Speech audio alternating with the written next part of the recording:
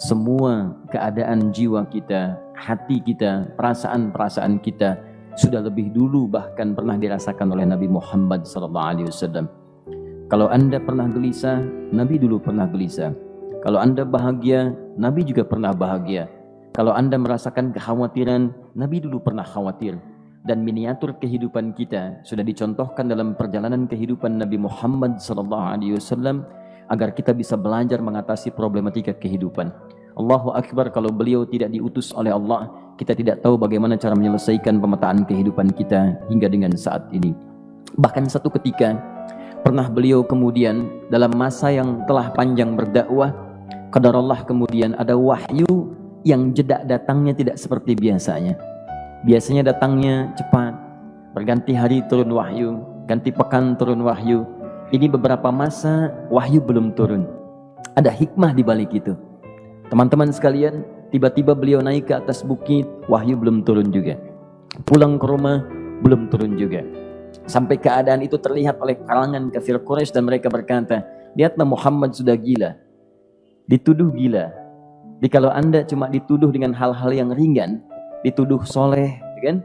Dituduh kemudian orang yang berubah, dituduh semakin beriman dan sebagainya, barangkali itu lebih baik. Nabi dituduh gila, Anda bayangkan. Tuh Muhammad sudah gila. Muhammad sudah ditinggalkan oleh Tuhannya. Muhammad sudah kehilangan pegangannya. Muhammad sudah tidak punya orientasi. Orangnya sudah nggak jelas, bolak-balik tidak karuan. Naik ke atas bukit seakan-akan orang yang frustasi dan seterusnya. Tapi tahukah Anda apa yang terjadi? Setelah berbagai cacian, makian, tuduhan macam-macam diterima oleh Nabi SAW, lantas tibalah masanya Allah menurunkan satu surah, bahkan disandingkan dengan surah yang lainnya. Bersandinglah dua surah ini secara bersamaan turun, surah ke-93 dan surah ke-94-nya, terkait berkelindan memberikan satu harapan yang sangat panjang.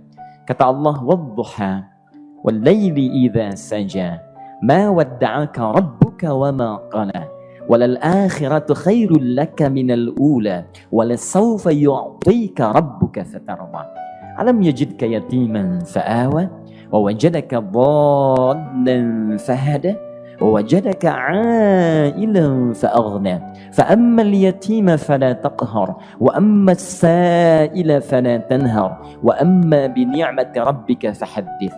Ya Muhammad, saya bersumpah dengan waktu duha. Kalau kita baca dengan ilmu balaghahnya, itu bukan sekedar sumpah mengilustrasikan waktu duha. Karena di ilmu balaghah itu nanti ada 3 turunan ilmu. Ada disebut ilmu ma'ani, ilmu mencari kata-kata sehingga ungkapannya sesuai untuk disampaikan. Mana kata-kata yang tepat untuk disampaikan dalam konteks yang ingin dibicarakan. Itu ma'ani namanya. Kemudian setelahnya ada ilmu bayan, bagaimana mengemas kosakata yang bagus ini sehingga bisa disampaikan dengan jelas, orang tidak bingung menerimanya, paham maksudnya. Kemudian setelah itu kadang-kadang jelas kalimatnya, tapi kedengarannya tidak indah. Woi, rapatkan, woi, apa belum paham juga? Rapatkan saf. Memang jelas, tapi nggak ngenakin. Maka bagaimana caranya disampaikan dengan jelas, tapi hati kita terasa nyaman, memuji. Rasanya nyaman diserahkan kepada Allah, tapi ada kebahagiaan, disampaikan tidak terasa tergurui, diperintahkan serasanya diberikan jalan untuk mendapatkan kebaikan. Maka yang ketiga disebut dengan ilmu badi' namanya. Ilmu menghiasi kalimat yang disampaikan sehingga terasa dengan nikmat. Turunannya nanti ada majaz namanya. Mengambil sebuah kalimatnya untuk diposisikan pada kalimat yang nyaman disebut dengan kinayah turunannya. Maka teman-teman kata Allah, wadduha. Diterjemahkan demi waktu duha, bukan sekedar waktu duha, karena duha itu ada cahaya yang indah, dirasakannya enak. Antum keluar waktu duha kan enak tuh, berjemur, kata orang Sunda moyan gitu kan, datang, bahkan sampai dianalisis ada vitamin D-nya bisa terasakan, ya. Kemudian setelah itu ada kenikmatan, enak suasananya, seakan-akan dunia milik sendiri, yang lain numpang. Wah, nyaman keluar itu. Baik, jadi wadduha itu ingin bersumpah mengilustrasikan waktu kenyamanan yang pernah dilalui. Kalau dalam bahasa tafsir yang luasnya, saya bersumpah Muhammad, demi segala kenikmatan yang pernah engkau rasakan dalam hidupmu, seperti engkau merasakan cahaya duha itu. Engkau pernah senang, saya bersumpah dengan kesenanganmu. Engkau pernah tenang, saya bersumpah dengan ketenanganmu. Engkau pernah nyaman, saya bersumpah dengan kenyamanan yang pernah engkau rasakan. Wal laili idza saja. Dan aku pun bersumpah demi gelapnya malam. Demikian terjemahannya. Bukan sekedar gelapnya malam, saja itu sesuatu yang pekat. Ya, ini belakang kelihatan agak gelap nih. Untuk memberikan proyek, kesini aja Pak, saya cuma ngasih contoh ini. Contoh, saya bukan mengeluh, bukan, ingin memberi contoh. Ya, contoh pada ilustrasi yang mau saya sampaikan. Nggak apa-apa, biarkan saja. Saya mau contoh kasih kata saja. Ya, ini belakang agak gelap untuk memproyeksikan cahaya ke sini. Tapi yang mau saya sampaikan, kalau gelapnya begitu pekat, semua cahaya ini nggak ada. Cahaya nggak ada nih, sama sekali tidak kelihatan. Saya mau tanya pada Anda, beraktivitasnya mudah atau sulit? Mudah nggak menemukan sendal Anda di luar? Belum tentu. Menemukan jalan keluar pun belum tentu mudah. Anda mesti meraba-raba jalan. Anda mesti kemudian melihat sesuatu dengan pandangan mata hati Anda. Raba, dan sebagainya. Sampai menemukan jalan itu pun belum tentu benar. Itulah yang disebut dengan gelapnya malam saja pekat. Kadang-kadang ada orang yang menghadapi satu kesulitan yang pekat, suasananya siang, cuman karena masalahnya begitu pekat seakan-akan membuat diri dia gelap. Jalan susah, limbung gitu. Kenapa gelap ya? Padahal terang. Karena masalah menggelimuti dirinya seakan-akan dia diselimuti masalah yang gelap. Bimbang dia. Makan gak enak, minum gak nyaman, dan seterusnya. Ya, biasanya makan ayam tenang, ini dikasih yang lebih enak juga rasanya pahit. Gak enak zamannya. Maka kalau kita ilustrasikan dalam suasana tadi Muhammad, saya bersumpah, engkau pernah hidup nyaman, ataupun engkau mengalami masalah yang sangat pekat dalam kehidupan. Engkau alami sesuatu yang dahsyat sampai engkau bingung, bimbang, pekat, mereka menuduhmu dengan macam-macam. Ma wadda'aka rabbuka wa ma qala. Saya pastikan kepadamu, dalam keadaan nyamanmu seperti dulu ataupun engkau bimbang seperti sekarang, Tuhanmu tidak akan pernah meninggalkanmu ataupun menuduhmu gila. Orang-orang yang dekat dengan Allah Subhanahu wa taala, maka Allah akan menjaganya baik dalam keadaan yang tenang dan nyaman ataupun dalam kesulitan yang luar biasa. Walal akhiratu khairul laka minal ula.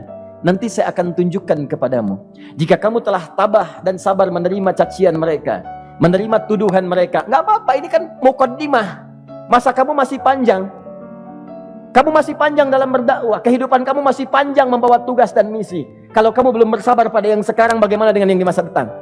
Tapi saya pastikan kepadamu, jangankan yang seperti ini, masalah pekat yang paling hebat pun kamu akan hadapi, yang membuat kamu sedemikian sulit lebih daripada ini, yakinkan pada jiwamu, aku tidak akan pernah meninggalkanmu. Ini prinsip dalam kehidupan kita. Jika Anda menggantungkan hidup kepada Allah, Anda bersandar dengan baik kepada Allah, maka ayat ini akan mengatakan, teman-teman sekalian, Allah tidak akan pernah meninggalkan Anda dalam setiap kehidupan Anda. Nanti, sekarang perjuangan. Kata Allah, walal akhiratu khairul laka minal ula. Nanti saat kamu tiba di akhirat, saya akan tunjukkan kepadamu ada yang lebih hebat yang tidak pernah engkau rasakan sebelumnya saat di bumi. Tidak akan ada lagi kesulitan yang kamu hadapi. Tidak akan ada lagi cacian yang kamu kemudian hadapi. Tidak ada lagi kemudian tuduhan yang kemudian kamu rasakan. Aku akan berikan apapun yang kamu inginkan sampai kamu puas. Wala sawfa yu'tika rabbuka fatardah. Nanti kamu pengen apapun, aku berikan. Kalau saufa masih ada jeda, ya. Kalau bahasanya wa yu'tika mungkin seketika. Tapi ketika mengatakan saufa, artinya bukan saat ini Muhammad. Sekarang pun aku berikan, tapi nanti yang di akhirat aku berikan sampai kamu merasa puas. Ayo minta apa saja. Hadir, hadir, hadir, hadir. Tapi yang paling indah, kalau kamu tidak percaya, alam yajidka yatiman fa'awa. Cobalah ingat, kalau sekarang sedang susah, coba ingat dulu. Bukankah saat kamu yatim, aku yang merawat sampai kamu tidak merasakan kegelisahan itu? Lahir bapak tidak ada, aku cukupkan dengan kakek. Kakek meninggal, aku hadirkan ibu dan paman hadir di sekitaranmu. Ibu meninggal, ada kakek. Kakek meninggal, ada paman. Dan Khadijah hadir di sekitaranmu. Bukankah aku rawat pada saat itu? Wajadaka dhallan fahada. Kamu sedang bingung, sedang susah, bukankah sering aku berikan petunjuk kepadamu? Wajadaka ailan fa'aghna. Kamu merasakan kesulitan, lahir dalam keadaan yatim, tidak ada pendukung, maka aku jadikan kaya. Bukankah saat kamu menikah dengan Khadijah, aku tambahkan lagi pendukung untuk misi dakwahmu? Ini pesan dalam Al-Quran. Kalau Anda sedang merasa susah, kalau ingin menenangkan diri, ingat-ingat yang baik-baik yang dulu. Kalau Anda sedang jatuh dalam bisnis, ingat-ingat saat Anda meningkat dalam bisnis Anda. Allah tidak pernah tinggalkan Anda. Mungkin ini ujian untuk membuat Anda lebih hebat lagi di masa depan. Kalau Anda tidak tahan bantingan yang sekarang, bagaimana Anda bisa mengatasi pelintiran yang akan datang? Karena dalam kehidupan bukan cuma dibanting. Anda mungkin mengalami penyingkiran, penyungkuran, lipatan, guntingan, bantingan, macam-macam. Jikalau satu gaya belum bisa Anda atasi, bagaimana Anda bisa berharap mendapatkan turunan yang lainnya? Selalu ingat bahwa jika hidup Anda ingin tampil gaya, Anda harus merasakan tekanan dalam kehidupan. Karena F selalu berbanding lurus dengan P, hukum Pascalnya. Gaya berbanding lurus dengan tekanan. Orang yang ingin tampil gaya dalam kehidupan, maka dia mesti siap menghadapi tantangan-tantangan hidup yang diatasi. Turun ayat sampai ujungnya. Jikalau kamu sudah begini lagi, jangan pernah kamu membentak orang lain. Jangan pernah merendahkan orang lain. Karena Allah pun menjaga setiap hamba sepanjang ia mendekat kepadamu. Setelah itulah turun kemudian surah Al-Insyirah. Alam nashrah lakas sadra. Antum kenal Nabi Musa? Baik. Tapi agak lumayan lah. Tadi saya di Soreang kenal Fir'aun. Di sini Musa. Baik, alhamdulillah. Perhatikan ya, dahsyatnya pemberian Allah kepada Nabi Muhammad SAW. Nabi Musa alaihi salam, dan sering kali kita bacakan untuk memohon kepada Allah, Rabbi syrahli sadri. Perhatikan baik-baik. Ini keunggulan Nabi Muhammad SAW dibanding Nabi Musa alaihissalam. Dua-duanya Nabi, Rasul, tapi masing-masing punya keistimewaan. Musa, Nabi, berdakwah, memohon kepada Allah kelapangan hati. Rabbi syrahli sadri. Ya Allah, tolong lapangkan hatiku nih. Kenapa mesti lapang? Karena pasti Musa merasakan nih. Saya tahu betul karakter Fir'aun. Belum apa-apa sudah memaki. Kalau orang yang hatinya tidak lapang, tidak akan tahan dengan makian, keluarlah kemudian balasan yang tidak digambarkan sebelumnya. Fir'aun itu kasar. Kasarnya bukan sekedar kasar, bahkan saking kasarnya bisa berujung pada eksekusi kematian. Saya contohkan tadi di sore yang ini, saya nggak suka dengan rambutnya nih, kata Fir'aun. Bukan nyuruh nyukur mas, tolong pisahkan kepala dari badannya. Gitu gayanya tuh, Fir'aun. Ya. Bukan nggak ngenakin, susah dengan Fir'aun itu. Jadi kalau belum apa-apa datang Musa ke situ, hatinya tidak seluas samudra, hatinya tidak lapang, cuman seluas gelas, tidak akan sabar menerima cacian Fir'aun. Begitu datang dicaci, dasar anak gak tahu diri, gak tahu malu, sudah saya rawat begini. Ya Allah, saya bosan dengarnya, matiin aja sekarang. Musa Nabi berdoa dikabulkan. Cuman kalau Fir'aun kemudian ajalnya misal wafat pada saat itu, tidak akan jadi contoh kepada kita untuk kekinian. Bagaimana orang yang bebal untuk bertobat kepada Allah Subhanahu wa ta'ala. Bagaimana penyimpangan dalam kedudukan. Bagaimana dia kemudian akrab dengan pengusaha yang gelap. Di pengusaha gelap berpartner dengan penguasa zalim. Sudah ada dari dulu. Pengusahanya disebut dengan Qarun. Kemudian mohon maaf, ya, yang pemimpinnya disebut dengan Fir'aun. Tokoh intelektualnya disebut dengan Haman. Makanya cerita ini komplit di Quran. Sudah ada. Di setiap persoalan dalam kehidupan masyarakat disebabkan tiga hal yang berkolaborasi. Kalau bukan penguasa zalim berpartner dengan pengusaha gelap, ditopang oleh intelektual yang sembrono. Itu persoalan. Jadi kalau ada sekarang intelektual menyalahgunakan kepintarannya, dia terlambat, sudah ada Haman dulu. Dan gak usah bersaing, dia bisa bikin piramida, Anda belum tentu bisa membuatnya. Kalah Anda, masih kalah hebat. Ya, jadi kalau dititipkan sesuatu jangan disimpangkan. Yang ingin saya sampaikan, Musa mengatakan Rabbi syrahli sadri. Nabi berangkat berdoa dikabulkan oleh Allah. Nabi Muhammad belum minta turun ayat. Alam nashrah laka sadra. Yang ini minta Rabbi syrahli sadri. Nabi Muhammad alam nashrah laka sadra. Muhammad mulai dari peristiwa sehingga engkau akan lebih sabar lagi menerima tantangan-tantangan dakwah. Mulai sejak itu jangankan dimaki, dilempar batu di Taif. Dari Mekah pergi ke Taif dengan Zaid kemudian. Sampai di Taif mendapatkan sesuatu yang tidak dibayangkan sebelumnya. Kalau cuma dihentikan saat mengajar, wajar. Ini dilempari batu. Anda bayangkan? Bisa kebayang nggak? Lempari batu tuh. Lempar, dilempar. Zaid jadi tameng, berdarah-darah, kemudian mundur. Mundur, beristirahat di bawah tepian pohon. Begitu beristirahat, datang malaikat penjaga dua gunung. Turun malaikat dengan kesal mengatakan, Ya Rasulullah, mud yadaika ilas sama. Ya Rasulullah, angkat tanganmu ke langit, minta kepada Allah, aku angkat dua bukit di Taif, aku himpit keduanya mereka. Aku himpit penduduk Taif dengan dua bukit itu. Apa jawab Nabi?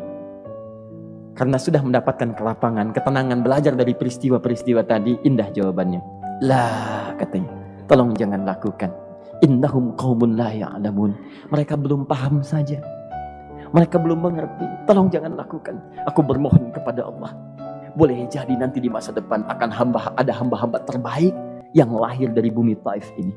Kemudian beliau berkata, Rabbi, ila man takilluni, a'ila qaribin yu'limuni, am ila ba'idin yu'dhini, fa'ana radin ma lam taghdab ilayya. Ya Allah, Kemana lagi engkau akan utus aku untuk berdakwah setelah peristiwa ini? Apakah tempatnya lebih dekat aku jangkau sekarang, tapi di situ aku akan disakiti lagi? Ataukah jaraknya masih jauh, tapi di tempat itu aku akan dizalimi lagi? Aku ridha ya Allah dengan itu semua, asalkan engkau tidak marah kepadaku. Asalkan engkau tidak marah kepadaku. La haula wala quwata illa billahil aliyil azim. Begitu kelapangan itu muncul, ridha dengan ketetapan dan siap, tabah, kuat, hadir dalam jiwanya. Tiba-tiba turun undangan, tunaikan Isra dan Mi'raj. Diangkat statusnya, naik mendekat kepada Allah Subhanahu wa taala. Dihilangkan bebannya, wa wada'na anka wizrak alladzi anqadha dhahrak. Itu hikmah, teman-teman. Barangkali kalau antum saat ini datang ke masjid ini untuk kajian, sedang bawa beban, ada kesulitan, penuh dengan macam-macam, barangkali dibacakan surat Ad-Duha tadi untuk memberikan harapan kepada Anda. Ini bukan PHP, karena ini bukan masalah urusan manusia. Ini adalah janji yang tidak akan pernah diingkari. Innallaha la